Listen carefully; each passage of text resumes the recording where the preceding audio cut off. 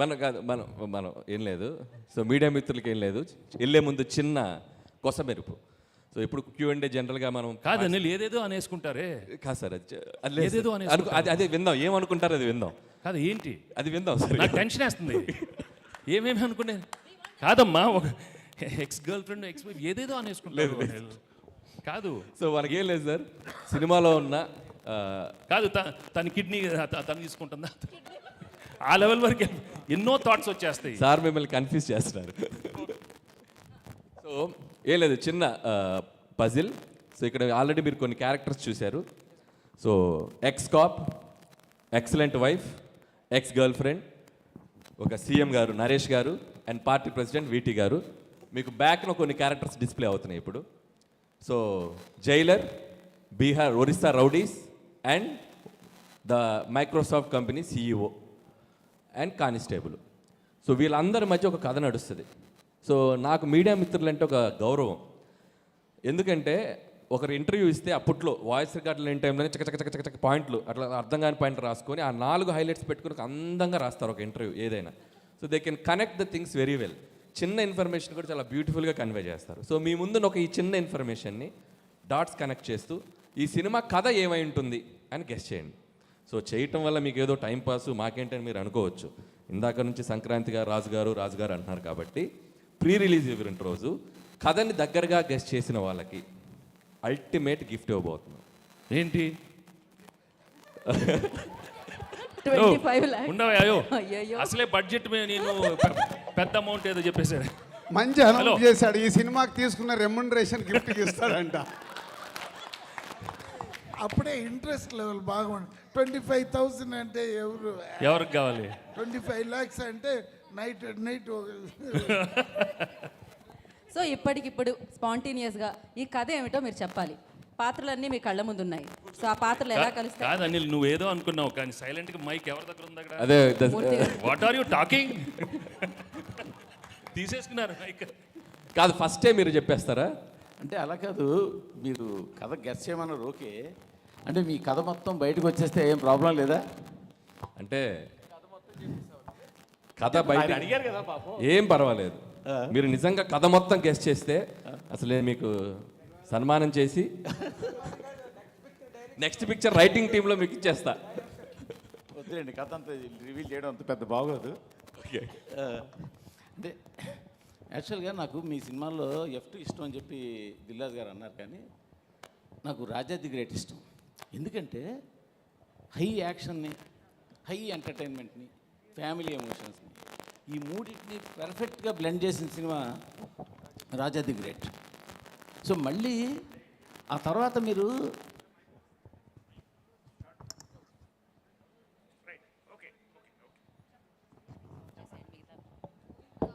Hello తర్వాత మీరు entertainment చేస్తున్నారు కానీ యాక్షన్ కొంచెం వదిలేశారు. నాకు ఈ సినిమా చూస్తుంటే మళ్ళీ రాజా ది గ్రేట్ లాగా అటు ఫ్యామిలీ, ఇటు యాక్షన్, అటు వెంకీ గారికి కావాల్సిన ఇంటింట్లో ప్రియరలు, ఆ బ్లెండ్, ఇవన్నీ కలిపి మీరు కథ అల్లినట్టు కనిపిస్తుంది. బేసిక్గా సీఎం ఉన్నారు, పార్టీ ప్రెసిడెంట్ ఉన్నారు, CEO ఉన్నారు, సో అక్కడ గ్యాంగ్స్టర్లు ఉన్నారు. సో ఒక క్లైమాక్స్లో ఏదైనా ఒక కిడ్నాప్ డ్రామా లాంటిది ఏదో మిక్స్ చేసి ఉంటారని అనుకుంటున్నాను. సో ఎక్స్ కాపుకి పిలుపు రావడం, ఎక్స్ కాపు వెళ్ళి సేవియర్ లాగా ఆ స్టేట్ గవర్నమెంట్ ప్రాబ్లమ్ని సాల్వ్ చేయడం, ఈ సాల్వ్లో ఇద్దరు హీరోయిన్లు ఆయన పక్కన ఉండి ఎంటర్టైన్మెంట్ చేయడం, ఇదన్నీ నేను అనుకుంటున్నాను.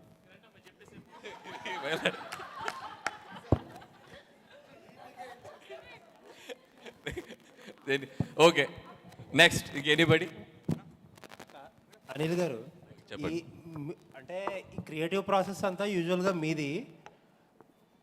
మా క్రియేటివిటీ ఎలా ఉంటుందంటే ఒక్క 10-15 నిమిషాలు టైం ఇస్తా, పక్కకి వెళ్ళి మీకు కావాల్సిన వాళ్ళు ఒకళ్ళిద్దరికి ఫోన్లు చేసుకుంటే కథ అంతా వచ్చేస్తుంది.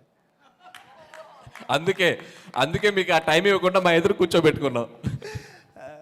ప్రాబ్లం ఏంటంటే వెంకటేష్ గారేమో సినిమాల్లో కథలు ఉండాలి, మీ దాంట్లో ఏమో కథల కంటే కూడా ట్రీట్మెంట్, ఎంటర్టైన్మెంట్ ఎక్కువ.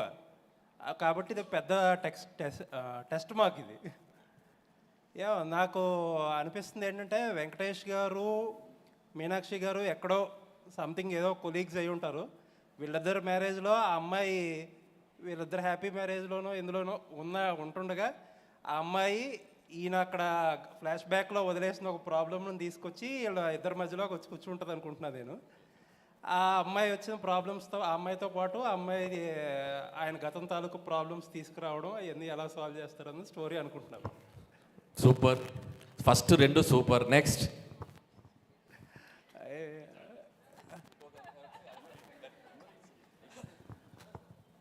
మీనాక్షిని బిఫోర్ ఎంట్రీ అమ్మాయిని ఏదో సిచ్యువేషన్లో సేవ్ చేసి ఉంటారు కాపుగా ఉన్నప్పుడు. తర్వాతకి ఈయనకేదో ఒక డెఫిషియన్స్ ఏదో వచ్చి ఏదో ప్రాబ్లమ్స్లో ఉండుంటారు. అప్పటికి ఈ అమ్మాయికి వీళ్ళ ఆ CEO వీళ్ళకి ఏదో ఇష్యూ ఉండుంటుంది. ఆ ఇష్యూని సాల్వ్ చేయడానికి ఈ అమ్మాయి హెల్ప్ చేస్తుంటుంది. Oh wonderful. Next. Next anybody? Sir ఇక్కడ సార్ సాఫ్ట్వేర్ యజమాని ఎవరైతే ఉన్నారో ఓకే. సో తను మర్డర్ గురవుతాడు అనుకుంటున్నాను.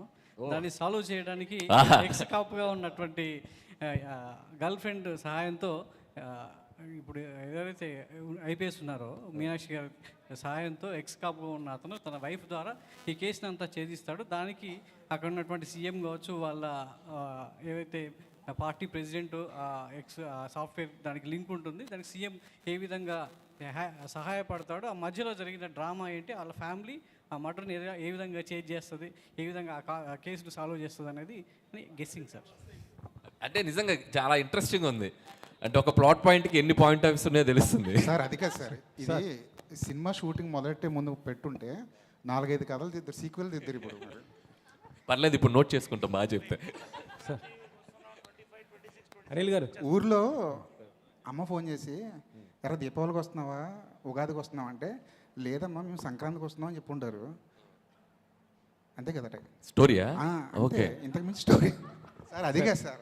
ఒక పోస్టర్ పెట్టి కథ చెప్పమంటే కాదు, పోస్ట్ అండ్ మీకు అన్ని క్యారెక్టర్స్ ఉన్నాయి, ఒక కథలో ఉన్న పాత్రలన్నీ ఉన్నాయి. ఇప్పుడు మూర్తి గారు చెప్పారు, సార్ చెప్పారు, అండ్ ఆయన చెప్పారు, లక్ష్మీనారాయణ గారు చెప్పారు. వాళ్ళు నేను ఎంతవరకు చెప్పారనేది లాస్ట్లో చెప్తా. But they tried very well. అది వెరీ వెల్. అది సరే. ఇప్పుడు సంక్రాంతికి వస్తున్నారు కాబట్టి ఈ టైటిల్ పెట్టారు. ఒకవేళ సంక్రాంతికి రాకపోతే X3 అని పెట్టేవారా? లేదండి. X3 X3 ఓ ఎక్స్గా అంటే ఈ సినిమా కథలోనే అది భాగం. అదేంటనేది మీరు సినిమా చూసాక అర్థం అవుతుంది ఎందుకు పర్టికులర్గా సంక్రాంతికి వస్తున్నాం అని చెప్పడం. There is a reason for that. ఏదో రిలీజ్ గురించో ఫెస్టివల్ దీని గురించో కాబట్టి there is a reason for that. Anil గారు ఇక్కడ నేను కథ గిద ఏమో ఊహించను, కానీ నేను ఒకటి అడుగుతా మిమ్మల్ని. సార్ మేము అడిగింది ఒకటి చెప్పి మీరు అడగండి సార్. అదే చెప్తా. మేము అడిగిన దానికన్నా ఏదో ఒకటి చెప్పి అడగండి. భగవంత్ కేసరిలో జైలర్ చచ్చిపోతే SI చచ్చిపోయినట్టు బ్రేకింగ్ వేసిన అనిల్ రావుపూడి ఈ సినిమాలో పక్కన IPS ఆఫీసర్ని పెట్టుకొని అట్లాంటి తప్పులు చేయకుండా ఈ సినిమా తీస్తున్నారా? మీరు ఇంకా మర్చిపోలేదు అది. సమస్యలు ఎందుకు అసలు ప్రపంచంలో ఎన్ని సమస్యలు ఉన్నాయి సార్, ఎన్ని సమస్యలు ఉన్నాయి నాకు అర్థం కాల. ఇదే సినిమా మీరు కాదు, న్యూస్ బులెటిన్లో జైలర్ బదులు SI రాసావంట. అది మర్చిపోరా మీరు? 1 year అయింది సార్ మూర్తి గారు. అదేంటి, అది నా తప్పు కూడా కాదు. కింద జైలర్ బదులు SI రాశారు. ఆయన ఇంకా గుర్తుపెట్టుకుని అడుగుతున్నారు. My God. సార్ అనిల్ గారు నాకు 2 అనుమానాలు.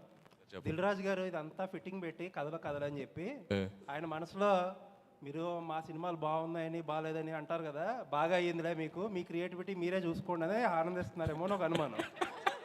ఇంకొక అనుమానం ఏంటంటే మొత్తం కథలన్నీ కలెక్ట్ చేసుకుంటారు, మాకు ఏదో ప్రీ రిలీజ్లో గిఫ్ట్ అంటారు, మీరు ఇప్పుడు 15 కోట్లు 20 కోట్లు పెట్టి ఆ కథలతో సినిమాలు తీసేస్తారని ఒక భయం ఉంది. ఖచ్చితంగా మీరు చెప్పిన కదా మీకు గుర్తుంటుంది. మీ క్రెడిట్ మీకు ఇస్తాం, కావాలంటే రెమ్యునరేషన్ కూడా ఇస్తాం. అదే ఐడియా. కదే చెప్పాలి వెంకట్ గారు, కదే చెప్పాలి. కదే అండి. అంటే నాకు గతంలో ఒక సినిమా చూశాను, జీవిత ఖైదీ అని, శోభన్ బాబు గారిది. అందులో కూడా జయప్రద, జయసుధ గారు, శోభన్ బాబు గారు SI, జయప్రద గారేమో పోలీస్ ఎక్స్ లవర్, జయసుధ గారేమో వైఫ్. ఈ ముగ్గురు సేమ్ క్యారెక్టర్స్ ఇవి.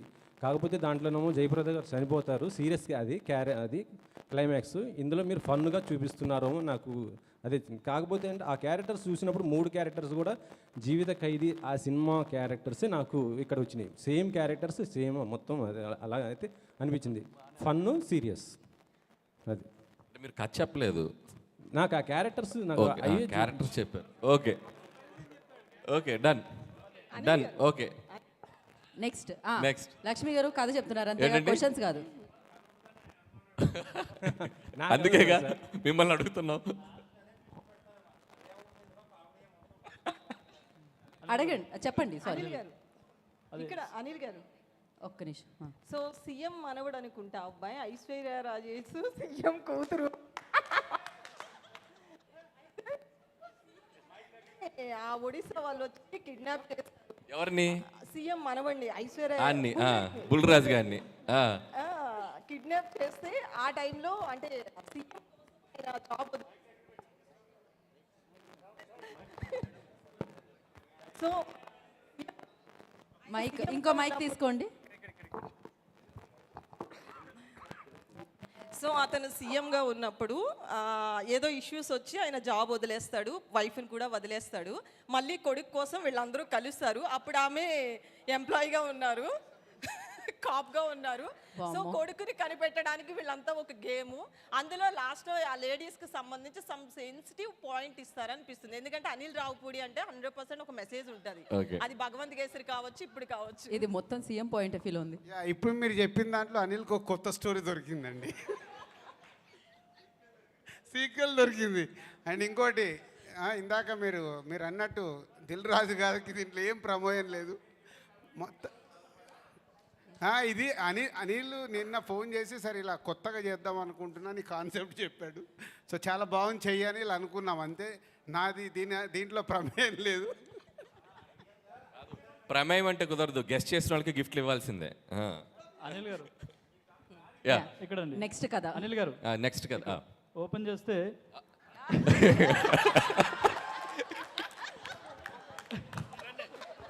నెక్స్ట్ షాట్ చెప్పండి ఒకసారి. అదే సాయి కుమార్ గారు ఎలివేషన్తో మీరు వస్తారు.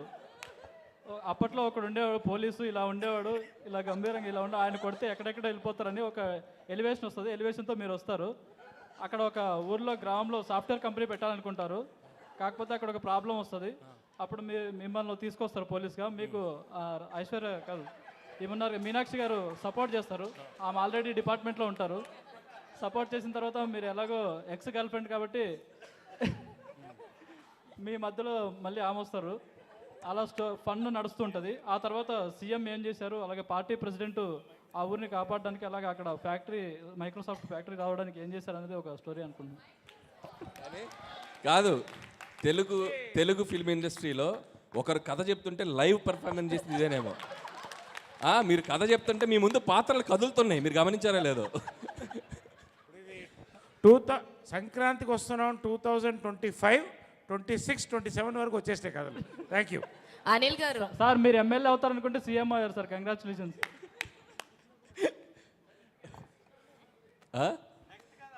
అనిల్ గారు పక్కా అనిల్ గారు ఇక్కడ కీర్తి. నేను ఎక్స్పెక్ట్ చేసిన స్టోరీ అయితే కనుక ఫస్ట్ స్టోరీ స్టార్టింగ్ అవసరాల శ్రీనివాస్ గారితో స్టార్ట్ అవుతుంది. సో అవసరాల శ్రీనివాస్ గారికి మాఫియాకి మధ్యన జరిగే ఇష్యూస్లో రిమైనింగ్ కథ అంటే వెంకటేష్ గారి కథ ఒక ఫ్యామిలీ ఎంటర్టైనర్ మధ్యలో వస్తూ ఉంటుంది. సో ఆ కథలో వచ్చిన ఒక చిన్న ప్రాబ్లంకి కీ పాయింట్ సాయి కుమార్ గారు. ఓహో. సో ఆ సాయి కుమార్ గారు నుంచి వెంకటేష్ గారికి స్టోరీ డైవర్ట్ అవుతుంది. మధ్యలో ఫన్ ఎలిమెంట్స్ అన్నారు కాబట్టి నరేష్ గారిది అండ్ అలానే గణేష్ గారిది ఫన్ ఎలిమెంట్స్ అన్నారు కాబట్టి సో కనెక్టివిటీ ఉంటుంది. అలా అది మేము ఎక్స్పెక్ట్ చేస్తున్నాం. కీర్తి మీ ఫోన్ నంబర్ ఏంటి? చెప్తాను. ఏ ప్రొడక్షన్ చూడండి, స్టోరీ డిపార్ట్మెంట్లో పెట్టండి అయ్యా, తీసుకోండి అయ్యా, నోట్ చేసుకోండి. అదే అసలు ఏం చెప్పేస్తా అనిల్, అసలు అందరూ everybody very nice. Anil garu can I guess? Ya please. Avasarala Srinivas garu Aishwaryaraj garu brother and sisters. ఓహో. సో ఆయనకి ఏదో ఒక ప్రాబ్లం వస్తుంది, ఒక క్రైమ్ జరుగుతుంది అనమాట. అంటే విలన్కి అండ్ పైకి అదే ఒక క్రైమ్ ట్రయాంగిల్ క్రైమ్ స్టోరీ అయితే జరుగుతుంది. చెప్పండి. ఒక క్రైమ్ ట్రయాంగిల్ స్టోరీ అయితే జరుగుతుంది. అంటే విలన్కి ఐశ్వర్యరాజ్ గారికి అండ్ వెంకటేష్ గారికి.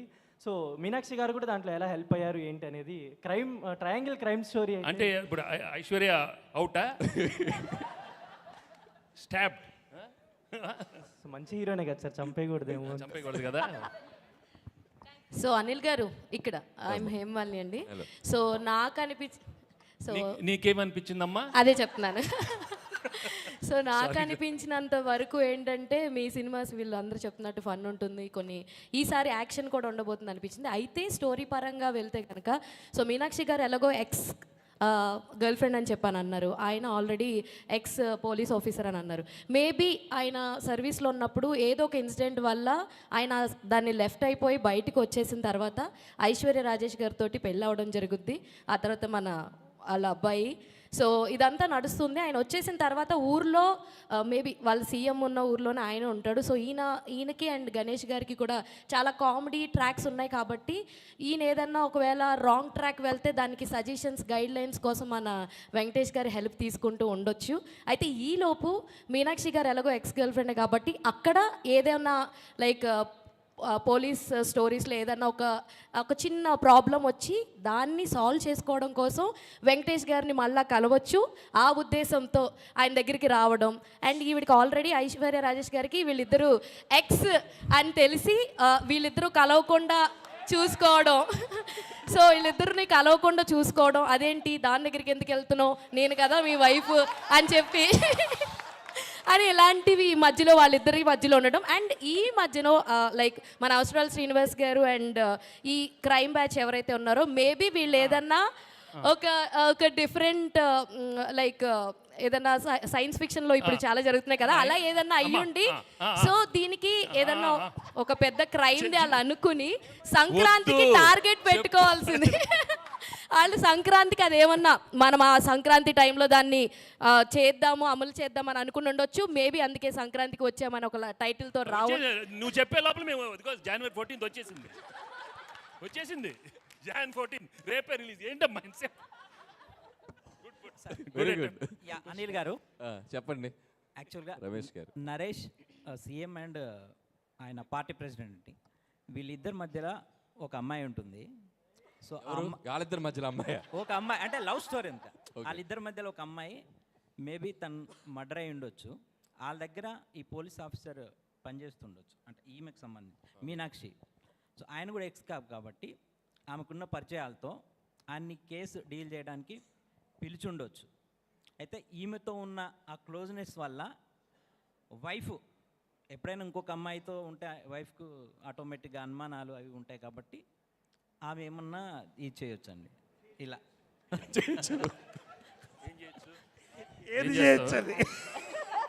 ఏం చేస్తావే? ఏం చేస్తా? ఎక్స్ గర్ల్ ఫ్రెండ్ ఏం చేస్తా? ఏం చేస్తావు? ఏం చేస్తావు చెప్పు. పెళ్ళైన మొగాడి ఆడదాన్ని ఎవరన్నా కన్నెత్తి చూస్తే వాళ్ళు కాళ్ళు కట్ చేసి పొయ్యిలో పెడతా, చేతులు నరికి మిషన్లో పెడతా. వద్దు. Okay very good. అనిల్ గారు చాలా కథలు కథలు నాకు అన్ని కథలుద్దమ్మా నాకు. ఓకే లాస్ట్ అనిల్ గారు. ఎస్ హాయ్ అండి, this is Rani. So first of all Meenakshi గారికి అంటే అవసరాలు శ్రీనివాసరావు గారు ఒక సాఫ్ట్వేర్ కంపెనీకి CEO అన్నారు కదా, సో ఆయన వల్ల ఏదైనా ప్రాబ్లం అయి ఉండొచ్చు. ఎలాగో వెంకటేష్ గారు ఎక్స్ కాప్ కాబట్టి సో ఆయన సజెషన్స్ కోసం ఇంటికి వస్తే ఐశ్వర్య గారికి వెంకటేష్ గారికి మధ్యలో మీనాక్షి గారు రావడం కొద్దిగా ఎంటర్టైన్మెంట్గా ఉంటుంది. అండ్ అలాగే బాలరాజు ఎవరైతే ఉన్నారో నరేష్ గారికి అండ్ అలాగే పార్టీ ప్రెసిడెంట్ గారికి మధ్యన మీరు లవ్ ట్రయాంగిల్ లవ్ స్టోరీ నడుస్తుంది అని చెప్పారు కాబట్టి సో అతని వల్ల ఏమన్నా నరేష్ గారికి అండ్ అలాగే ప్రెసిడెంట్ గారికి మధ్యన ఒక స్టోరీ ఉండొచ్చు. సో వీటన్నిటిని సాల్వ్ చేయడానికి సంక్రాంతికి మేము మీ దగ్గరికి వస్తున్నాం అనేది ఏదన్నా పాయింట్తో వెళ్ళి ఆ ఇష్యూని ఏమన్నా సాల్వ్ చేస్తారేమో అనిపించింది. వీడు ఎవడు బాబు? ఎవరు బాబు? మీ బాబు. నాకు తెలీదు.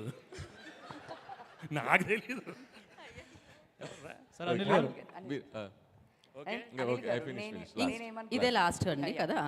ఇంతటితో కథలు సార్ సమాప్తం. నా గెస్ ఏంటంటే సాయి కుమార్ గారు అండ్ మీనాక్షి గారు ఇద్దరు డాటర్ అండ్ ఫాదర్ క్యారెక్టర్ అని అనుకుంటున్నాను.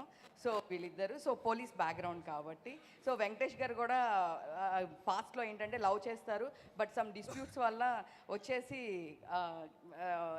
ఐశ్వర్య రాజేశ్వర్ గారిని మ్యారేజ్ చేసుకుంటారు. ఆ తర్వాత క్యారీ ఫార్వర్డ్ అవుతూ స్టోరీ క్యారీ ఫార్వర్డ్ అవుతున్నప్పుడు ఒక ప్రాబ్లం వల్ల ఆ సంక్రాంతి రోజు ఏదైనా ఒక ఇష్యూ సాల్వ్ చేస్తున్నారు కాబట్టి లవ్ ట్రాక్ జరుగుతూ ఉంటుంది కాబట్టి సంక్రాంతికి వస్తున్నాము అని చెప్పేసి చెప్తారేమో నేను. Okay, very good. ఆయన అయిపోయింది, ఆయన ఏదో సీక్వెల్ ప్లాన్ మీరు సంక్రాంతికి వస్తున్నారు కదా, సంక్రాంతిలో ఎస్ ఉంది కదా, కానీ మీ స్టార్ కాస్ట్లో లాస్ట్ అందరి పేర్లు ఎస్ వస్తుంది. నరేష్, గణేష్, వెంకటేష్, ఐశ్వర్య రాజేష్, భీమ్స్, ఇంతమందికి ఎస్ వస్తుంది. అందుకే సంక్రాంతి సార్ మైక్ ఇవ్వండి మూర్తి గారు. ఒకసారి మూర్తి గారు ఏంటండి? కాదు మూర్తి గారు, మూర్తి గారు సరదాగా, మూర్తి గారు సరదాగా నాకు ఒక చిన్న కోరిక ఉంది. మీరు మన మిత్రులు చెప్పిన కథలకి మీరు రేటింగ్ ఇస్తారా? Crazy sir. Okay sir last story sir. ఎవరయ్యా? ఇక్కడ సార్. సార్ ఏంటి అని అంటే మన మీనాక్షి చౌదరి గారు, వెంకటేష్ గారు ఫస్ట్ స్టార్టింగ్ లవర్స్ అనమాట. దాని మధ్య ఐశ్వర్య రాజేష్ గారు వస్తారు. ఐశ్వర్య రాజేష్ తో పెళ్లి చేసుకోవాల్సి వస్తుంది అనమాట. పెళ్లి చేసుకోవాల్సి వస్తే మీనాక్షి చౌదరి గారేమో ఇంకా రఫ్ గా హ్యాండిల్ చేసి ఆవిడ ఎలాగో కాప్ కాబట్టి అంటే సీఎం దాకా వెళ్తారు సార్. సీఎం దాకా వెళ్ళి వాళ్ళ మధ్యన పన్ను జరుగుద్ది. లాస్ట్ కి ఇంకా తప్పదు అనేసి ఐశ్వర్య రాజేష్ తో ఉండాల్సి వస్తుందని అనుకుంటున్నాను. అది సార్ క్లైమాక్స్. కాదు, first of all big claps to అందరికీ క్లాప్స్ కొట్టాలి. అంటే ఇట్స్ ఒక్కొక్కరి పాయింట్ ఆఫ్ వ్యూ ఒక్కొక్కలా ఉంటుంది. ఒక్కొక్క డైరెక్టర్ ఒక్కొక్కలా తీస్తారు, ఒక్కొక్క రైటర్ ఒక్కొక్కలా రాస్తారు. సో ఒక చిన్న ప్లాట్ పాయింట్కి ఇన్ని పాయింట్ ఆఫ్ వ్యూస్ స్పాంటేనియస్గా ఇన్స్టెంట్గా చెప్పడం అనేది కూడా మామూలు విషయం కాదు. మీలో కూడా చాలా క్రియేటివిటీ ఉంది. Thank you so much. Anil sir, Anil చెప్పిన వాళ్ళలో ఒక నలుగురు మ్యాచ్ అయ్యారు మాకు. మీరందరూ ఇండస్ట్రీలోకి వస్తే ఇండస్ట్రీ బాగుపడుతుందమ్మా. అనిల్ సార్, నేను సూపర్ హిట్స్. అనిల్ గారు ఇక్కడ. ఓకే, లాస్ట్ చెప్పండి సార్. వెంకటేష్ గారికి ఎక్స్ గర్ల్ ఫ్రెండ్ మీనాక్షి గారు అని చెప్పారు కదా. మీనాక్షి గారు చిన్న ప్రాబ్లంలో ఉంటారు. ఆ ప్రాబ్లం వచ్చిన తర్వాత వెంకటేష్ గారికి సాల్వ్ చేయమని చెప్తారు. నాకు చిన్న ప్రాబ్లం అంటే నాకు తెలిసి కథ అదే సార్.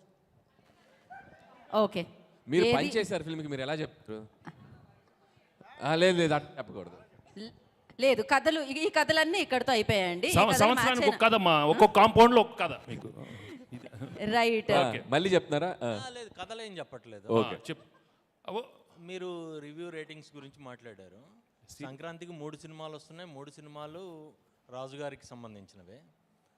అయితే రీసెంట్గా కేరళలో రివ్యూస్ గురించి సీరియస్కి వెళ్ళిపోయారా? ఫస్ట్ కేరళ, తర్వాతకి ఇవాళ చెన్నై కూడా ఒక యాక్షన్ తీసుకుంది. ఇక్కడ తెలుగులో ఏమైనా తీసుకునే అవకాశం ఉందా అలాంటి వాటి గురించి? So thank you so much sir. నేను అసలు ఎక్కడో సో ఈ ఫంక్షన్కి లేదు వచ్చేసి అది ఎందుకు అంటే ఇది నెక్స్ట్ ప్రాపర్ Q&A సెషన్ చేస్తామండి. ఇప్పుడు కథలు సెషన్ ఇదంతా. అనిల్ ఓకే, రాజు గారు నేనే చెప్తాను, నేనే చెప్పాలి. నువ్వు నాకే వేసావని కూడా నాకు తెలుసు. సో డెఫినెట్గా కేరళలో ఈరోజే తమిళనాడులో థియేటర్స్కి అందరికీ ఆల్ థియేటర్స్కి వాళ్ళ అసోసియేషన్కి చెప్పడం జరిగిందంట. నాకు కూడా పంపించారు. అది అక్కడ సక్సెస్ఫుల్ అవుతుంది కాబట్టి ఆటోమేటిక్గా అది మన స్టేట్ కూడా ఇంప్లిమెంట్ అయ్యే అవకాశం ఉంది. కానీ అది ఇండిపెండెంట్గా తీసుకునేది కాదు, ఛాంబర్ ద్వారా జరగాలి. కాబట్టి ఆల్రెడీ ఎగ్జిబిటర్స్ కూడా ప్రిపేర్ అయ్యారంట అది. సో ఛాంబర్ ద్వారా అవుతుంది. Okay, thank you so much కథలందరికీ. Thank you so much. Thank you so much. ఖచ్చితంగా విన్నర్స్ ఇప్పుడు చెప్పాలా? ప్రీ రిలీజ్లో చెప్తారు. మేము ప్రీ రిలీజ్ ఈవెంట్ రోజు ఖచ్చితంగా మీరు అందరూ వస్తారు. మిమ్మల్ని స్టేజ్ మీదకి పిలిచి మీకు మైండ్ బ్లోయింగ్ గిఫ్ట్స్ ఇస్తాం. ముందే చెప్పాం, ఎందుకంటే కథ గెస్ట్ చేసేస్తారు ఆడియన్స్ కూడా కథని. రైట్, మీరు 2026 సంక్రాంతికి వేసేసుకుని ఈ కథ ఏదో ఒకటి వాడేసుకోండి, పర్వాలేదు. Okay, thank you so much media. Thank you so much. సంక్రాంతికి వస్తున్నాం. January 14th సంక్రాంతి రోజున మనందరి ముందుకి వచ్చేస్తాం.